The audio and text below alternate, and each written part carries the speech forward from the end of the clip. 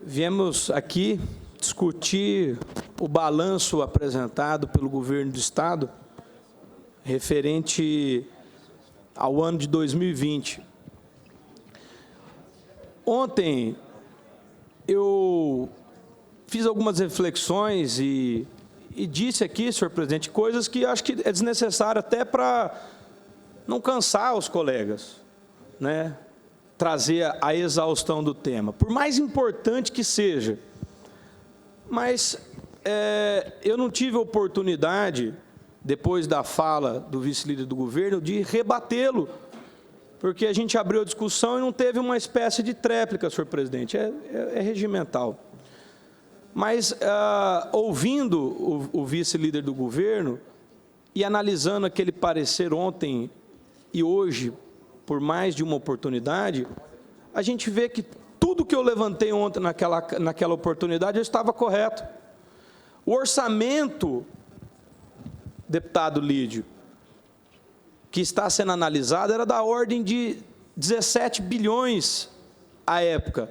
E o valor que o Tribunal de Contas do Estado, a nossa Corte, que, veja, tem um orçamento para fiscalizar maior do que o da nossa casa, da ordem de 600 milhões, 400, 500 milhões, apenas para encontrar o caminho contábil, para apurar. A Corte de Contas diz o seguinte: eu não tenho como dizer onde o governo do Estado gastou quase 10% do orçamento com educação. Não existe claridade, não está palatável, não está palpável, eu não consigo encontrar como foi gasto 1,4 bilhão de reais.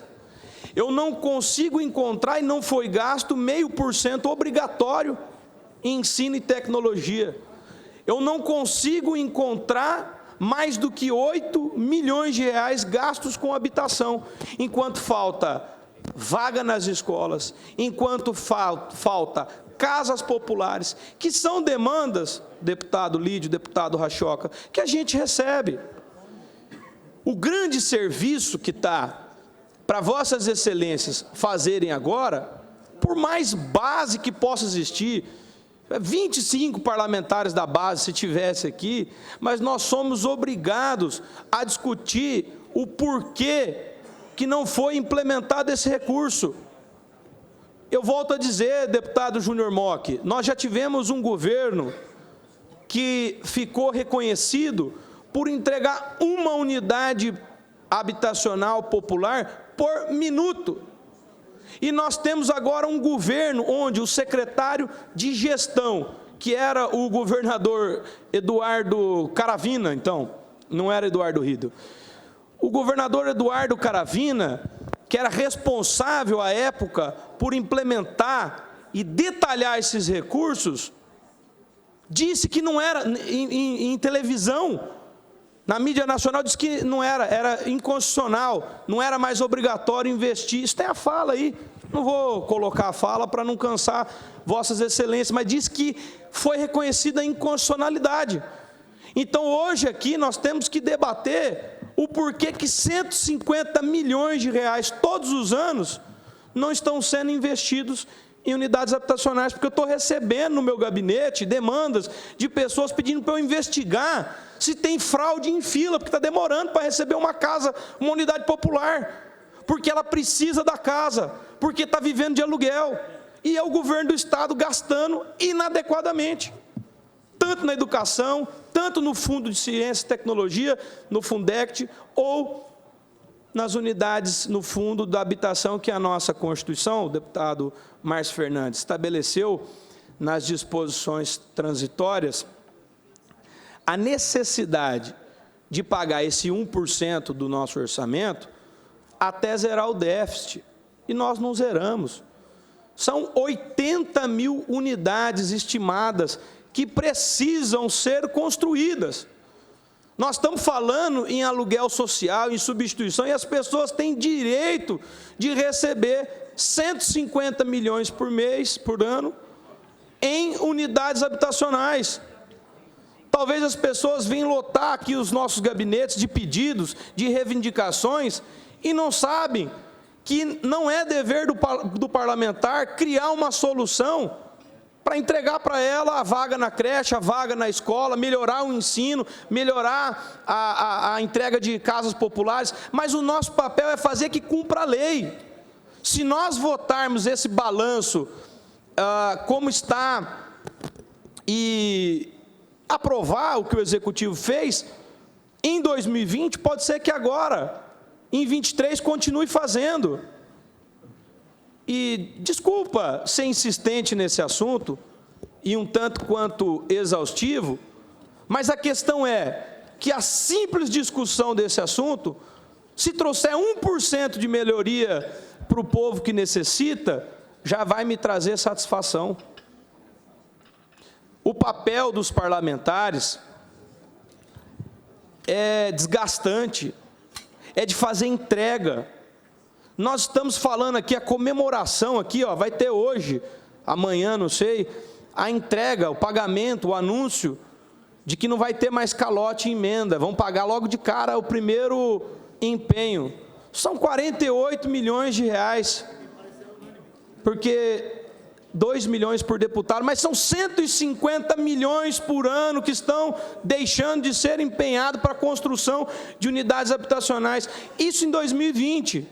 Num orçamento de 17 bilhões, se você transformar em 25, que equivale ao aumento da arrecadação, pode chegar a 180, 200 milhões de reais.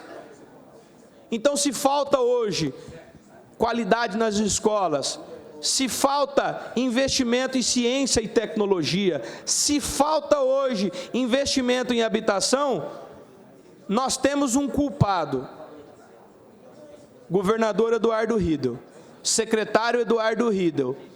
E se a gente chancelar isso, nós vamos estar assumindo a nossa parcela de culpa. Porque o Tribunal de Contas, ele dá o parecer, pode ter ser unânime. E aqui independe se foi indicado 1, 2, 3, 4 conselheiros pelo PSDB. Mas aqui, as ressalvas que estão ali, elas estão para serem julgadas.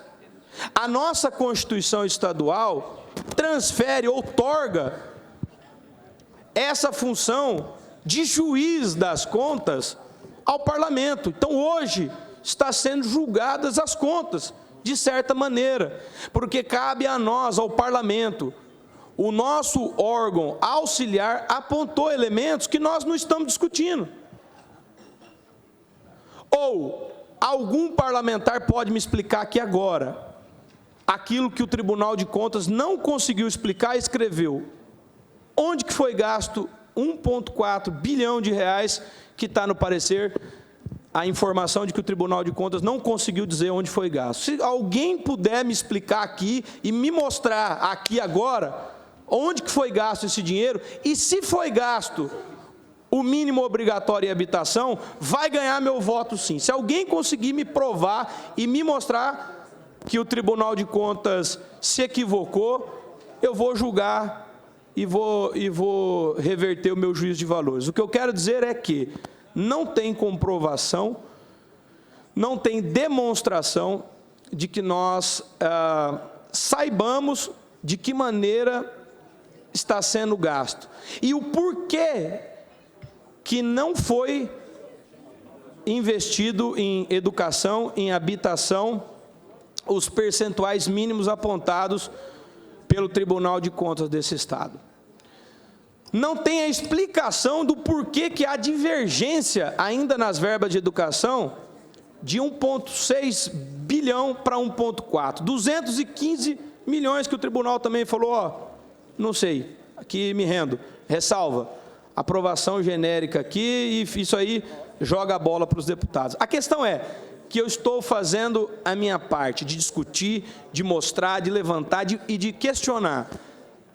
De fato, é papel dos deputados fazer essa fiscalização e exercer o papel legítimo, constitucional da Assembleia Legislativa de se debruçar com relação a qualquer um dos balanços que o Executivo vem apresentar. Mas eu quero apenas reiterar que nós estamos discutindo, em primeiro lugar, nós não estamos discutindo habitação, nós não estamos discutindo Fundect, nós não estamos discutindo A, B ou C. Nós estamos discutindo balanço de 2020.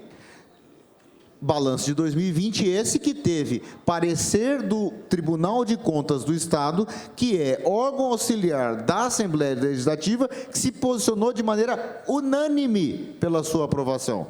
Agora, embora ele tenha colocado esse caráter de unanimidade, ele aponta algumas ressalvas. E eu quero dizer, isso é absolutamente comum.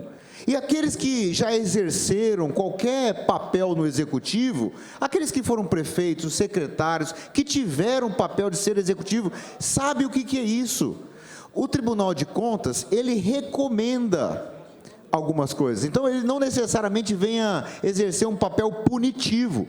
Ele vai apenas fazê-lo quando existe uma mácula insanável, quando existe um problema incorrigível, que não é o caso. Então, nós estamos falando de um balanço que pode ser aprovado com absoluta tranquilidade e às claras. Apenas para mencionar a questão que foi colocada com relação à habitação.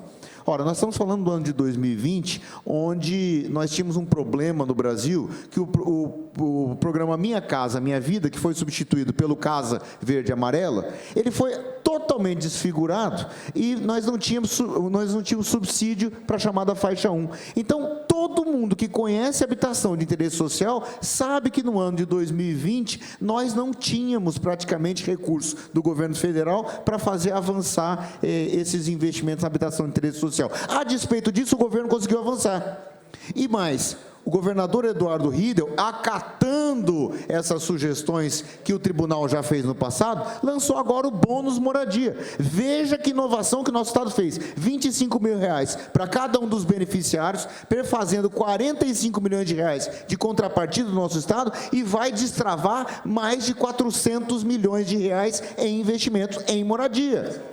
Ou seja, estamos acatando o que o tribunal fez, estamos acatando as recomendações do tribunal. Mais uma questão com relação ao 0,5% do Fundect, do Fundo para Pesquisa e Tecnologia e Ciência.